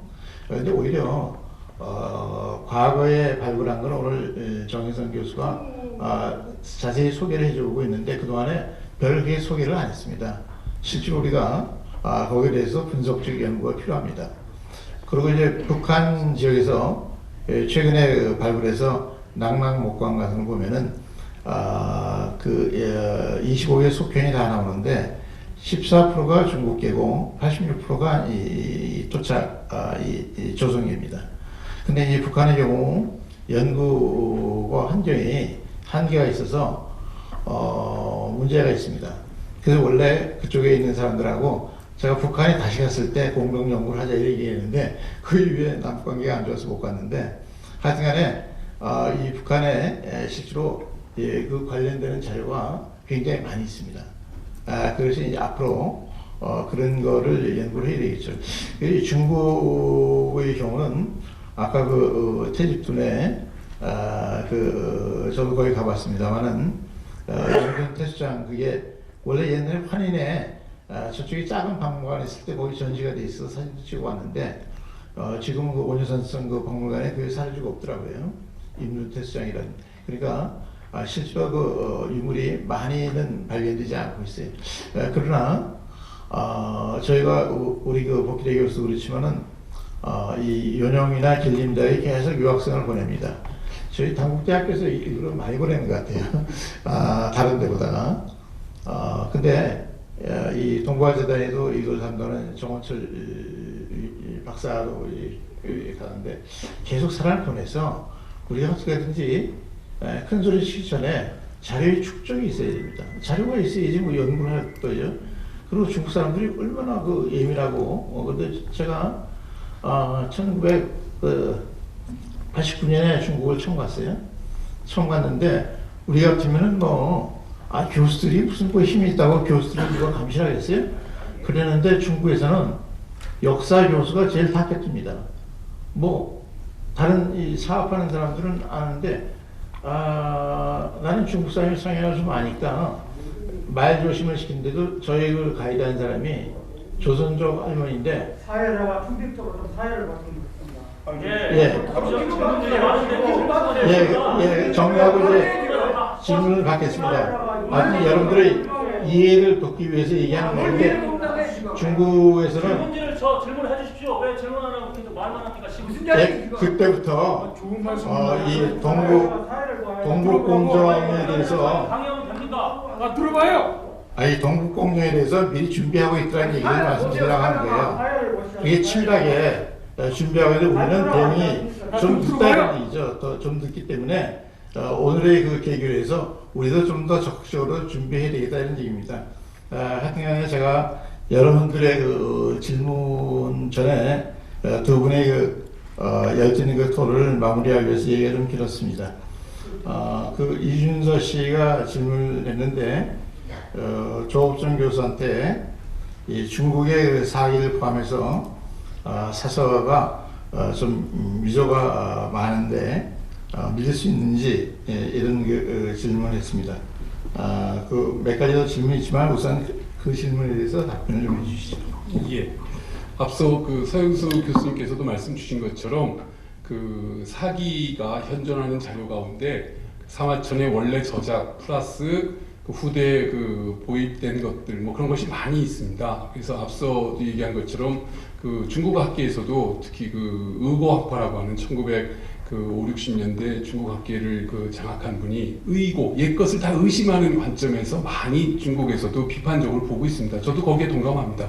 다만 아까 말씀드린 것처럼 이 사기에 관련된 여러 기록을 하나만 보는 게 아니라 조선전도 보고 공신제후표도 보고 기타 다른 자료들을 다 이렇게 연결해 보면 자기 모순이나 문제점이 발견하니까 그걸 최대한 우리가 그 합리적으로 그걸 찾을 수 있는 노력을 해보자 그런 맥락입니다. 그래서 말씀 주신 거에 저는 뭐 공감합니다. 이걸 계속 노력을 해서 앞으로 더 그 정확한 논리를 찾을 수 있도록 노력을 하도록 하겠습니다.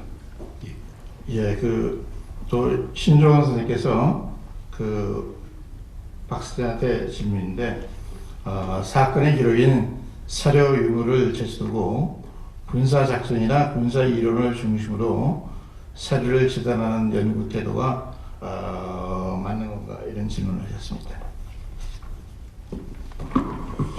예, 일단 사료를 기반으로 해서 거기에 나와 있는 팩트를 가지고 추론을 한 겁니다. 사실 갭이 그러니까 이거에 대해서 정확히 기록이 없고, 그러니까 많은 논쟁들이 있는데 군사작전 이론이라든지 이런 거는 사실 아까 처음에도 말씀드렸다시피 어쨌든 뭐 현대에 많이 논의되고 있는 클라우제리츠식의 군사작전론이나 그 당시에 있었던 뭐 손자병법식의 논의나 거의 군사작전은 일맥상통한다라고 생각을 할 수가 있습니다.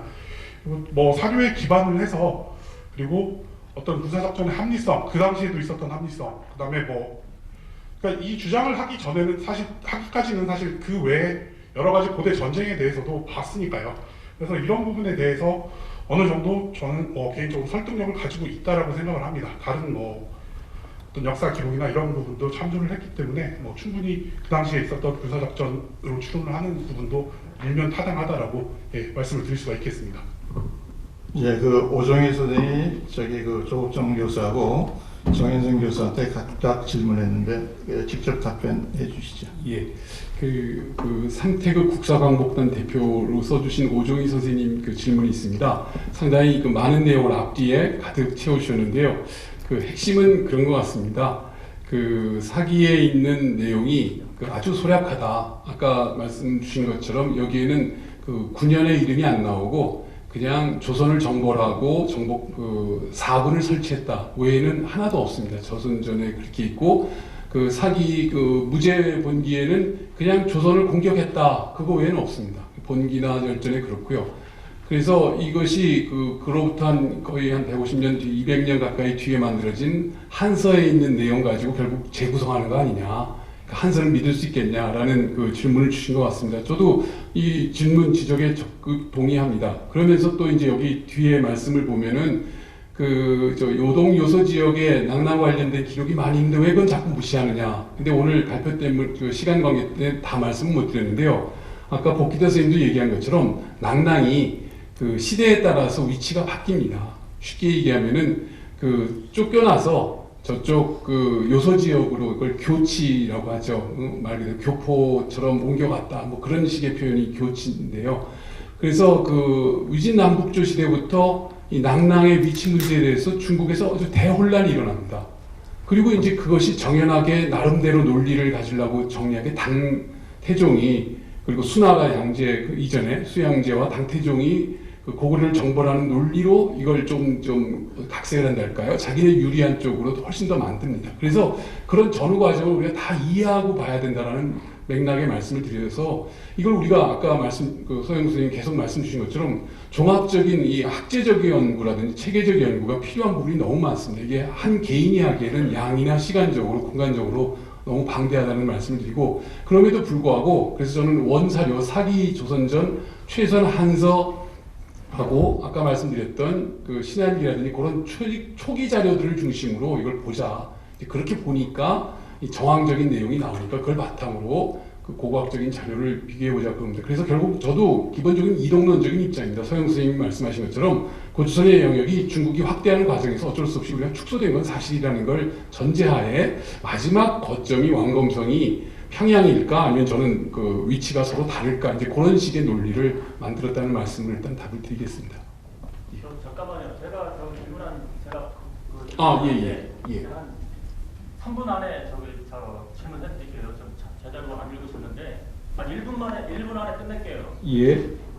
지금 현재 이거 요점은 한사군 남남군 그것이 재평양설이나 저쪽이나 아니면 존재하지 않냐 그 세 가지거든요.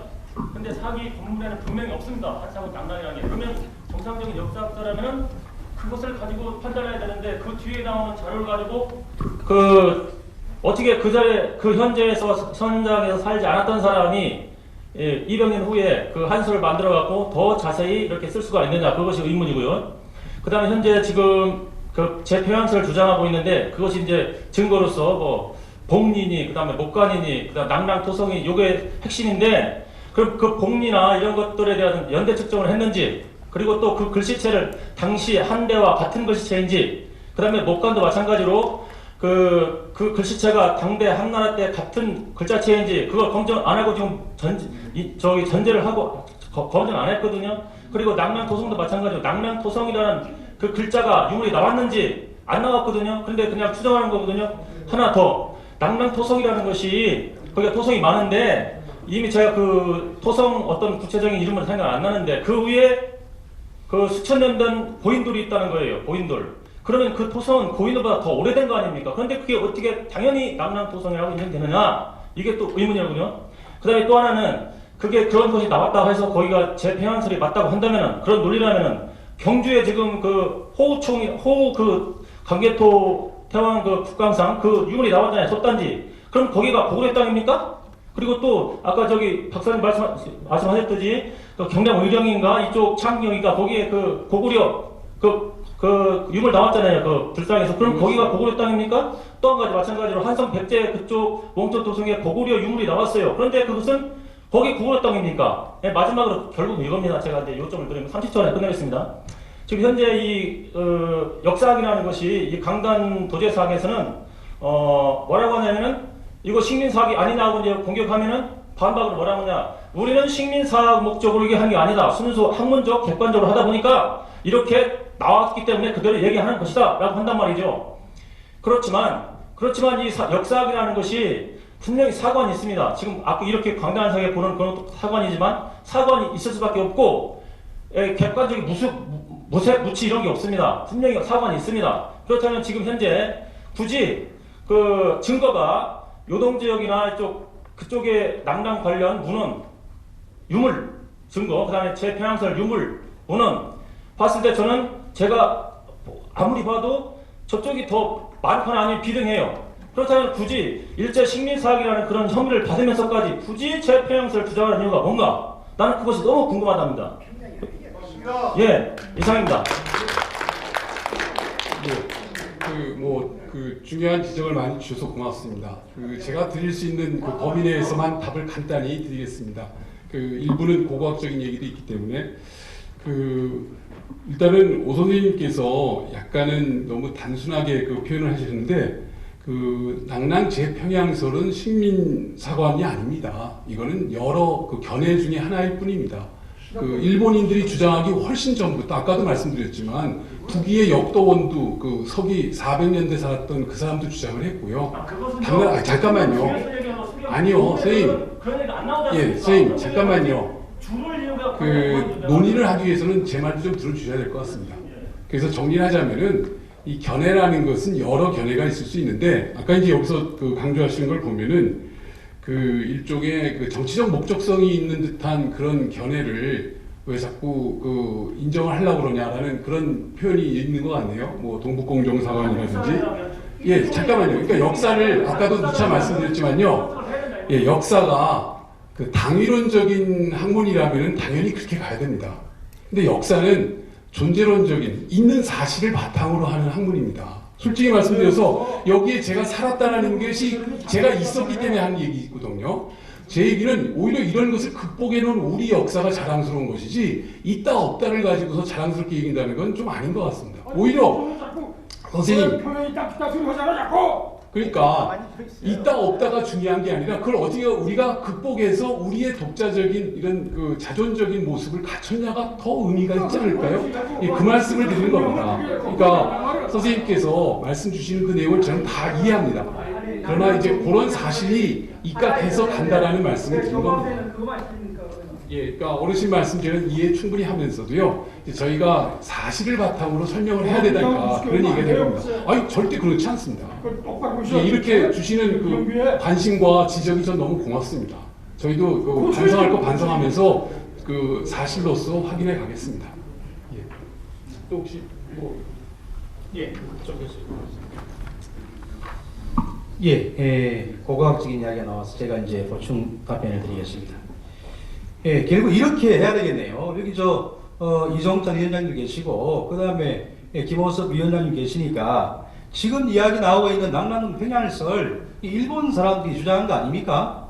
관련 자료가 도쿄대학에 있습니다. 그럼 이 상고사에서 이렇게 중요한 자료가 도쿄대학에 있는데, 이걸 그러니까 지금 김정일 선생님 질문하신 것처럼, 목간을 연대 측정했는가? 복리들은 연대 측정을 했는가? 문자를 바로 보았는가? 검증하였는가? 이걸 해야죠, 그러니까. 그래서 강하게 주장합니다. 일단은 그러면 도쿄대학의 이야기를 해서 이 유물들을 그죠? 일본에 두고 연구하면 되겠습니까? 이걸 일단 한반도에 우리 주권이 있는 말이죠. 한국에 이거를 연구할 수 있게 연구 자료로 이렇게 반환하는 이런 작업들을 좀 해주시면 당연히 감사하겠고, 또 하나 그 대책에 서 있는 요동설, 요서설이니까 이 복기대 쌤이 나와 계시니까 이 요서설을 입증해 줄 수 있는 이 소위 이 갈석이 주위에 답사를 가실 때 어떻게 따로따로 가니까 문제가 있는 거 아니겠습니까? 같이 좀 갔으면 좋겠습니다. 같이 가서 복기대 선생님들이 말씀하시는 이 소위 말하는 대집돈이 정말 그때의 성인지 그 규모가 적당한지 어떤 유물이 나왔는지 같이 좀 이야기를 하고, 임둔태수장, 낙랑토성에 나온 것들은 제가 이렇게 오늘 분석을 했지 않습니까? 그 임둔태수장, 그 근처에 계셨던 복기대 선생님께서는 이게 인부가 이제 버울리다가 나온 복리다 이런 말씀 해주셨는데, 그럼 그 인부가 누군지, 그 자료를 좀 우리가 100% 믿을 수 있는지 이런 것들을 같이 한번 논의하는 이런 것들을 이야기 나온 요동설, 요서설 같이 한번 가시죠. 언론도 같이 가고, 여러분 중에서 정말 관심 있는 정말 한국 역사에 정말 그 관심 많으신 여러분들 같이 가시죠. 열린 장에서. 예. 그런 마음입니다. 그리고 말씀드리는 거 제 마음속은 그죠? 지난번에도 이야기했습니다만 여러분 못지않게 한국 사람으로 내면화되어 있는 사람입니다. 여기서 우리가 자기는 이런 이야기를 하니까 비애국적 이런 게 아닙니다. 그러니까 박사학위를 하면서 동경대학교 지하창고에서 치열하게 정말 사실은 한국인이기 때문에 그 자료를 다 엎어서 정리를 한 것들입니다. 한국 역사를 바로 세우기 위해서 제가 한마디만 그런 것들입니다. 그리고 죄송합니다. 제가 마이크를 들었으니까요. 아까 이야기한 고구려는 오해하시면 안 됩니다. 만주에 고구려라는 훨씬 큰 걸 우리가 쥐고 있지 않습니까? 한반도에 낙랑도성이 있는데 우리가 아니라 이야기를 하면 그럼 중국학계에서 거기에 사실이 다 나와 있으니까 그거 고구려 아니냐라고 이제 우리가 이야기했을 때 중국학계에서 모르겠다. 그게 왜 고구려인데? 라고 했을 때 우리가 무슨 반박을 할 수 있겠습니까? 그게 유물이 다 있는 거 아니야? 라고 했을 때 어떤 유물이 있노? 광개토 대항리가 집안에 있잖아! 라고 우리가 이야기했을 때 중국에서 그거 제일 먼저 보고한 사람 일본 사람들이야. 일본군 장교가 했다고 너희들이 그렇게 이야기해왔잖아. 라고 한다면 우리가 무슨 말을 하겠습니까? 소탐 대신을 하면 안 되는 겁니다. 제가 하고 싶은 이야기는 만주가 있고 요서가 있고 고조선과 고구려 우리가 떳떳하게 연구를 해야지요. 그러려면 어떻습니까? 국난 수복 과정에서. 그리고 마지막으로 말씀드리면 평양에서 지금 제가 검증하고 있는 자료들 계속 반박하고 있습니다. 이 자료가 임계를 넘어서 평양 자료가 아니다 라는 것들이 더 많이 나오면 당연히 저는 요서설을 따를 것이고 집중적으로 공부를 할 것입니다. 이상입니다. 제가 한마디만 더 하겠습니다. 1분만. 예. 지금 교수님께서 그 거기 가서 그 유물을 찾았다고 하는데 미안하지만 그런 모든 유물들은 일제 강점기 때 일본인들이 제국주의 침략사관이라는 그런 엄청난 그 목적을 가지고 했는데 알고 거기서 있습니다. 당한 걸 가지고 기본적으로 옳다 그러다 해가지고 채택한 자체가 모순이고요. 예? 그리고 또 한 가지는 예, 제가 하나만 더 저도 뭐 이런 입장에서 1분만 말씀드리겠습니다. 뭐 이런 얘기까지 저도 안 드리려고 했는데요. 그 지금 정 교수님이 아주 중요한 말씀하시는데 지금 우리가 한중 관계에서 아주 심각한 문제가 잘 아시는 것처럼 고구려 문제, 발해 문제고요. 우리가 그 지역에 대한 역사 영유권을 주장할 수 있는 가장 중요한 팩트입니다. 그건 중국 사람도 부정 못합니다. 다 고구려 유적, 발해 유적이라고 해놨어요. 근데 그게 고구려 발해는 맞는데 알고 봤더니 이게 중국이더라 라는 식으로 지금 마지막 맨 앞에 전제만 바꿔서 지금 다 고구려를 중국사로 바꾸고 발해를 중국사로 만들고 있는 그런 작업이 되고 있는데요. 모르겠습니다. 지금 제가 알기로는 곧 발해 유적이 전체가 다 이제 세계유산으로 중국사로 등재될 날이 일일은 나온 것 같고요. 지금 고구려와 연결돼서 발해와 연결돼서 이 백두산 주변에 한번 가보십시오.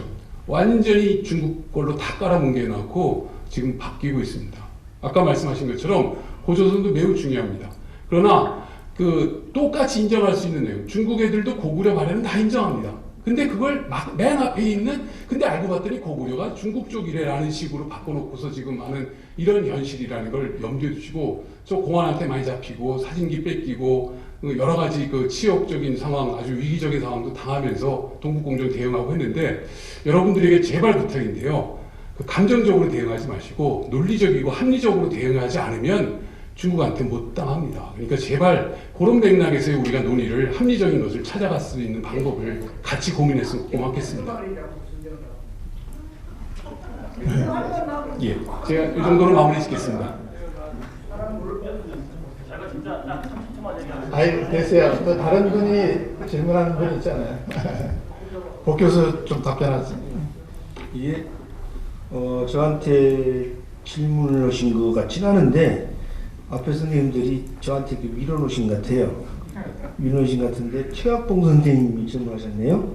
한단국이 말씀하시면서 그 조선이 통치하기에 사군은 한반도 평양이 아니라 아북성, 하남성, 산동성이었다는 사실을 어떻게 생각하십니까? 이렇게 질문이 이루어진 것 같은데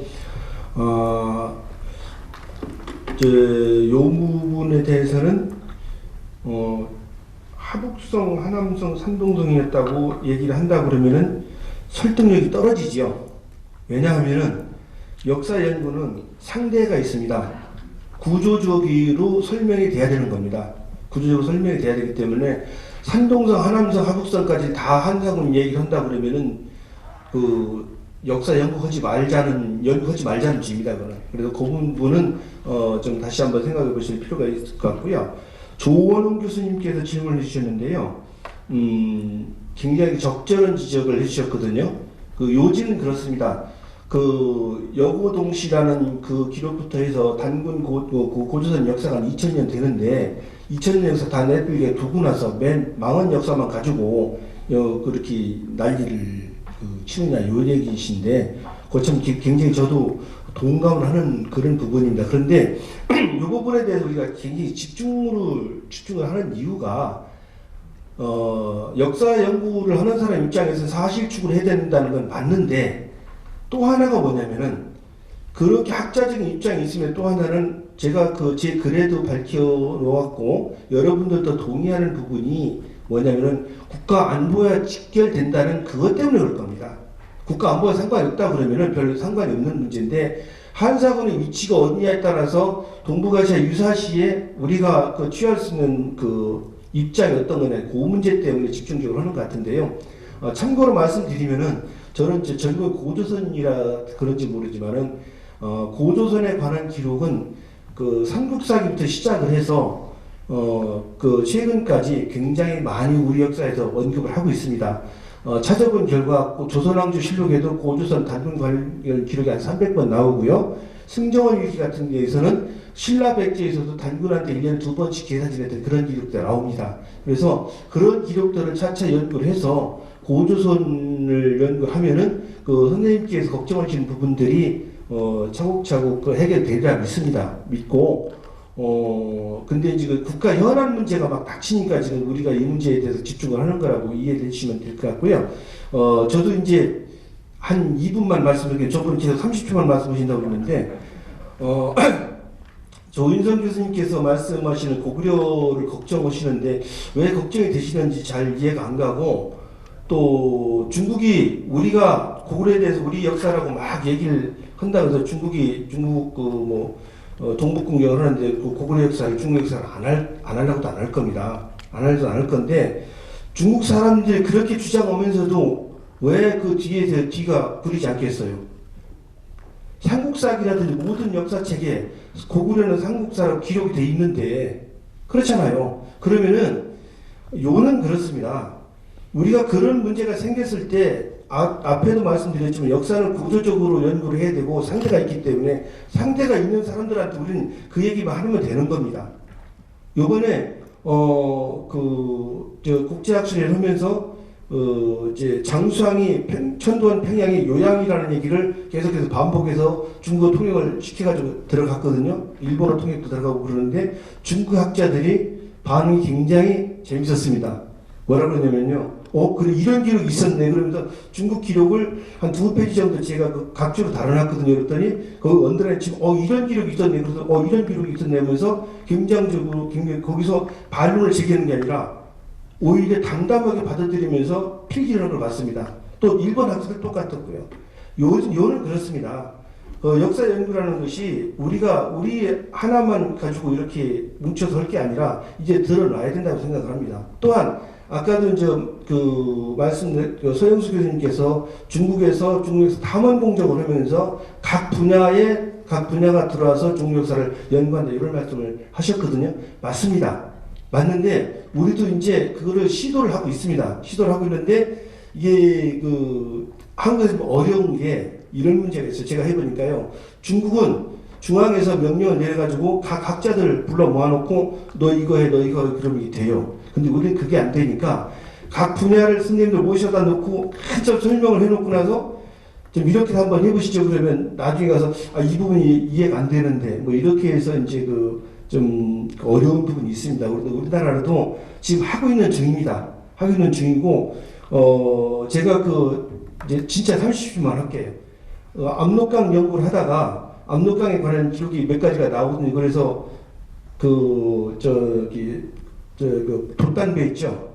배 져서 하는 사공을 데리고 압록강을 가보기도 하고 그랬었습니다. 가서 압록강에서 배가 바람이 없이 올라갈 수가 있는 건지 없는 건지 측정을 해보고 그랬거든요. 그런데 그분이 하는 말이 위에서는 내려올 수는 있지만은 밑에서는 못 올라간답니다. 그런 것도 해보고 우리나라 또 요하 가서 지금 요하 가서 또 해보기도 했습니다. 해봤는데 거기는 위에서도 오를 수 있고 밑에서도 올라갈 수가 있답니다. 그런 것도 우리 역사학에서 지금 하고 있습니다. 하고 있으니까 그런 결과들이 선생님들 말씀하셨듯이 차곡차곡 해서 결론을 내드려야 선생님들께서 여기 계신 분들께서 나중에 이제 오해를 들으시니까요. 그런 부분도 우리 학계에서 연구가 진행되고 있다는 걸 말씀드리면서 저희 말씀은 이만 마치도록 하겠습니다. 고맙습니다. 플로어에서 질문 이제 마지막 질문인데 조우선 교수께서 답변하시겠습니다. 예, 한배달 이사장 박정학 박사님께서 주셨는데요. 윤대현 선생님이 왕홍성 이집뿐 아니라 조선이 고조선 전체가 아니라 서부 변경이어서 어떤 내용에 좀 구분이 필요하다. 그래서 위만조선이 고조선이라는 근거가 무엇이냐라고 말씀을 주셨는데요. 글쎄요, 요거는 이제 구분 체계에 따라서 좀 다릅니다. 그래서 이 고조선이라 할 때 단군조선, 세칭, 기자, 조선을 한시조선 아니면 예백조선 여러 설이 있는데요. 그것만 포함시키고 위만조선은 분리해서 보는 방법이 있고요. 이건 이제 삼국유사적인 표현법입니다. 삼국유사에는 고조선 있고 거기에 단군과 세칭 기자와 관련된 얘기가 있고 그 다음에 위만조선이 따로 있어서 그렇게 구분하는 법이 있고요. 그 다음에 방금 말씀드렸던 사기 조선전에는 앞서 준왕, 그 다음 비왕, 준왕으로 연결되는 조선을 위만이 이어서 갔기 때문에 또 같이 보는 방식이 있습니다. 그래서 근거라기보다는 요 인식에 따라서 나눠보기도 하고 달리 보는 사서에 따라서 있다라는 말씀을 일단 답을 드리겠고요. 저는 이제 통칭 이해하기 쉽게 여기 이야기해서 고조선의 버운더리의 맨 마지막에 위만조선이라는 표현을 썼습니다.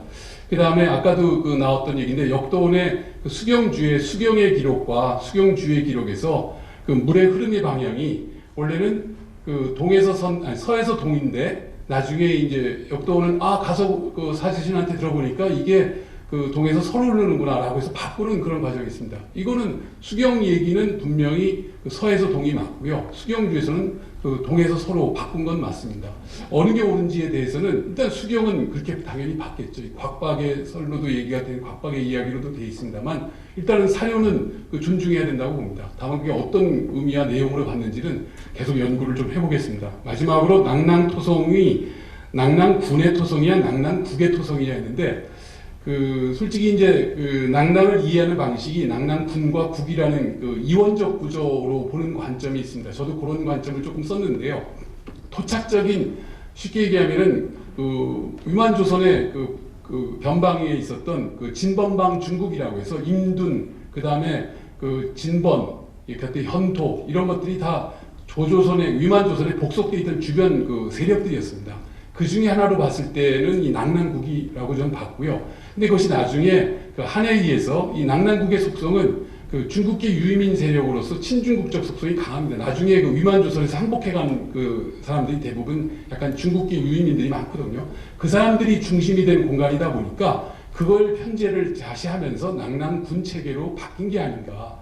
근데 나중에 보면 최리의 낙랑국이 또 있고 그렇습니다. 그래서 낙랑군과 국은 좀 이원화된 두 개의 존재로 봐야 되는 것이 맞지 않을까. 현재 낙랑토성은 그래서 낙랑군적인 걸로 보고 낙랑국은 또 별개의 장소에서 찾아볼 필요가 있지 않나. 일단 그렇게 답을 드리겠습니다.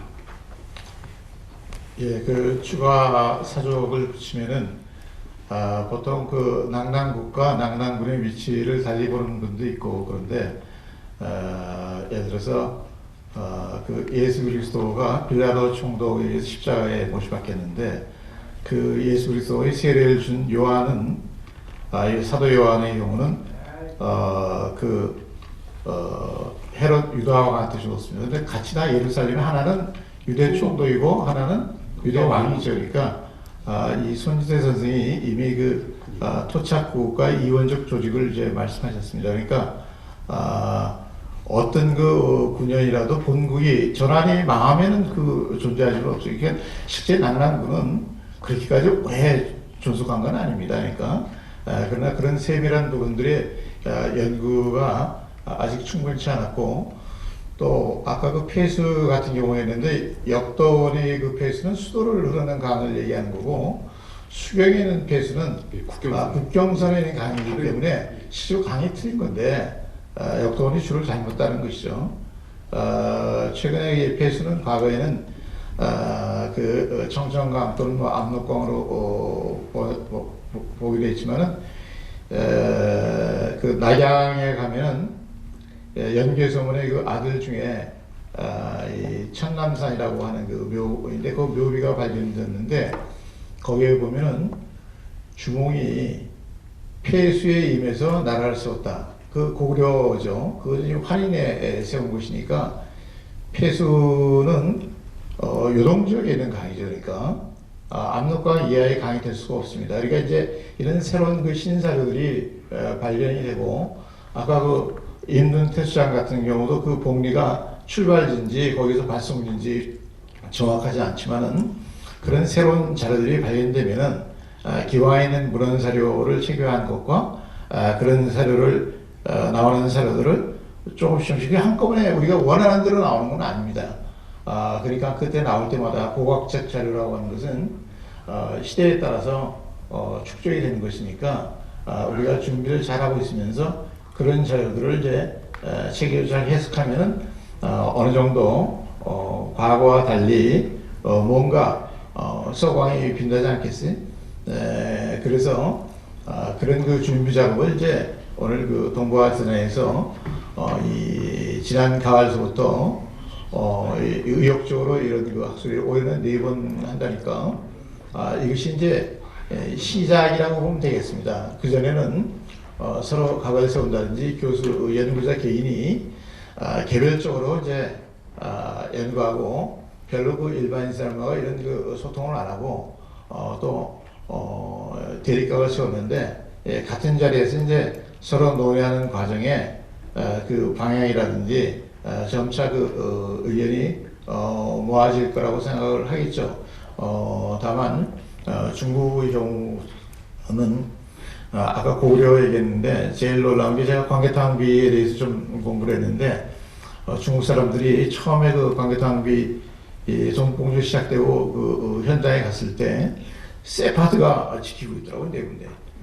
그리고 막 방탄유리를 씌우고 그 근처도 못 들어서 왜 그러냐 했더니 이 광해탕 그 비야말로 고구려가 중국사라고 측면을 찾는데 이상한 유랑민들이 이것을 없애버릴 파괴할 수도 있기 때문에 그걸 지키기 위해서 세파트를 쓰는데 그 유랑민은 누구야? 한국인이야. 근데 왜 그러냐 했더니 광해탕비가 글씨가 한글로 쓰여진 거 아니죠? 그 한자로 쓰여져 있기 때문에 세계 사람들한테 단순 논리죠. 이 한자로 쓰여진 건 이게 중국 거다 이거예요. 그래서 제가 우리 학생들 보고 결혼하면 애들 이름을 한자로 쓰지 말라 이렇게 얘기할 정도예요. 예, 그러니까 참 이 중국의 어마어마한 그 무대포 논리를 우리가 어떻게 논리적으로 막아야 될지 걱정이 앞섭니다만은 그러나 우리가 차근차근히 준비하면 뭐 진리가 이기겠죠. 또 계속 그 여러 가지 그 얘기가 많지만은 오늘 그 학술회의를 이 말씀을 끝으로 해서 마칠까 합니다. 고맙습니다.